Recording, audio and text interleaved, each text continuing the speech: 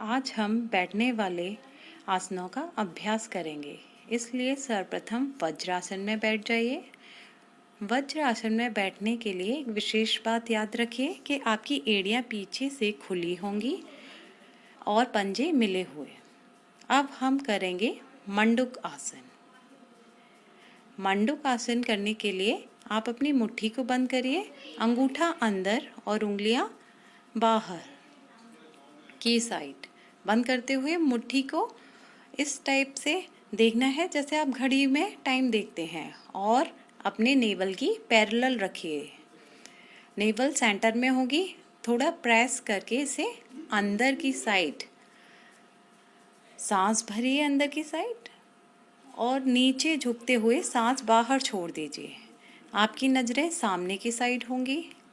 नज़रें हमें नीचे नहीं करनी है, सिर हमें नीचे की तरफ नहीं देखना है, सामने की तरफ देखिए। और इस अवस्था में अपनी सांस को रोक कर रखिए।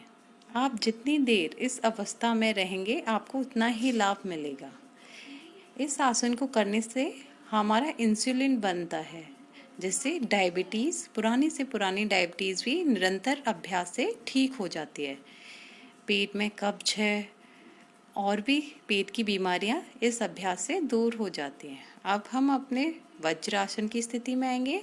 अब दूसरी स्थिति, लेफ्ट हैंड को नीचे और राइट हैंड को ऊपर प्रेस, नेवल पर प्रेस करते हुए इसे रखेंगे। सांस अंदर खींचेंगे और बाहर की साइड सांस निकालते हुए नीचे झुकेंगे। नज़रें हमारी सामने की तरफ ही होंगी। हम लेफ़्ट हैंड नीचे इसलिए रखते हैं क्योंकि मोस्ट ऑफ ऑर्गन्स हमारे लेफ़्ट साइड में होते हैं, लाइक हार्ट। जब लेफ़्ट हैंड पर प्रेशर पड़ता है तो लेफ़्ट हैंड के जो हमारे ऑर्गन्स हैं वो सक्रिय हो जाते हैं और अच्छा इफेक्ट पड़ता है, जिससे वो मजबूत बनते हैं। और इस अवस्था में हम सांस रोककर जितनी देर रहेंगे उतना ही हमें लाभ होगा।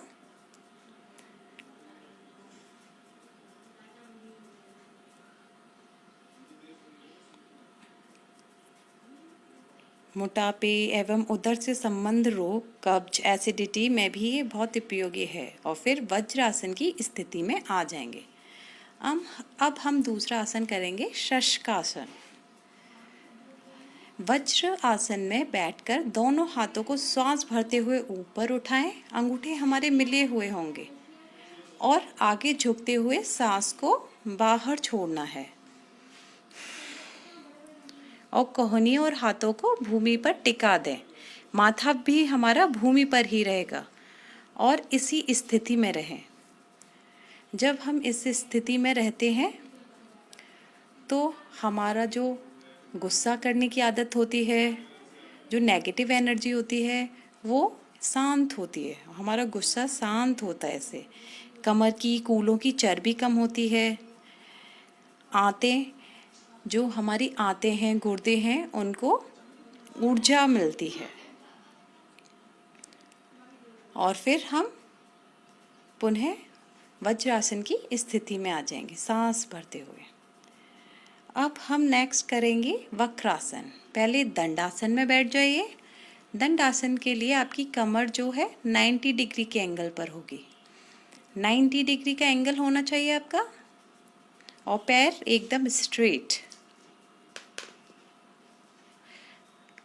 अब पैर को मोड़ते हुए आपकी पैर की एड़ी कूल्हे तक लगेगी और आपका जो पैर खड़ा हुआ है वही हाथ पीछे जाएगा और दूसरे हाथ से हम दूसरे पैर का घुटना पकड़ेंगे और हम पीछे की साइड देखेंगे जितना पीछे हो सके।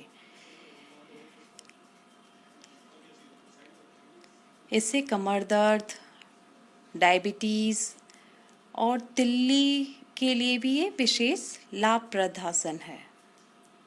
आप जितनी देर इस आसन में रुकेंगे उतना आपको फायदा होगा।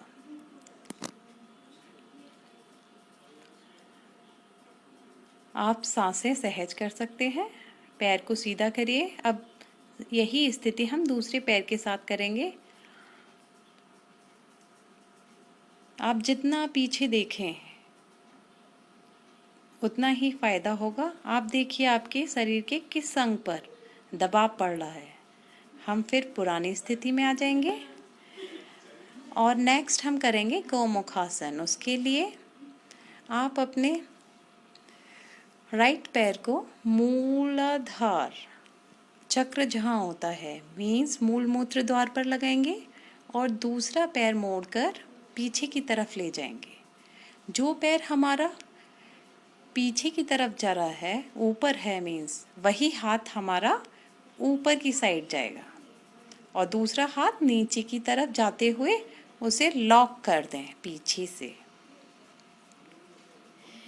इससे अंडकोश में वृद्धि होती है, यौन रोगों में विशेष लाभ होता है। स्त्री रोगों जो भी हमारे पीरियड्स वगैरह होते हैं, गठिया आर्थराइटिस होता है, वो इसमें विशेष लाभ मिलता है गौमुखासन से। दूसरी स्थिति सेम यही करेंगे। अब दूसरे पैर को अब मैं एक बार पीछे से दिखाती हूँ। पैर की एड़ी को मूलमूत्र द्वार पर लगाएंगे और जो पैर हमारा ऊपर है सेम वही हाथ ऊपर जाएगा और पीछे से इसे लॉक करेंगे। ये लीवर, गुर्दे, छाती को भी पुष्ट करता है। नेक्स्ट हम करेंगे पश्चिमोत्तानासन। दंडासन में बैठकर हाथ ऊपर ले जाएंगे, सांस भरते हुए अब सांस छोड़ते हुए नीचे आएंगे और अपना सिर जितना नीचे हो सके घुटनों से छुला दीजिए। आपके घुटने ऊपर नहीं उठने चाहिए। इससे सभी मांसपेशियां विस्तृत होती हैं। पेट की पेशियों में भी संकुचन होता है, श्वास सुधरता है। ये है हमारा पश्चिमोत्तानासन। अपनी पुरानी स्थिति में ये हमारे थे बैठने वाले आसन।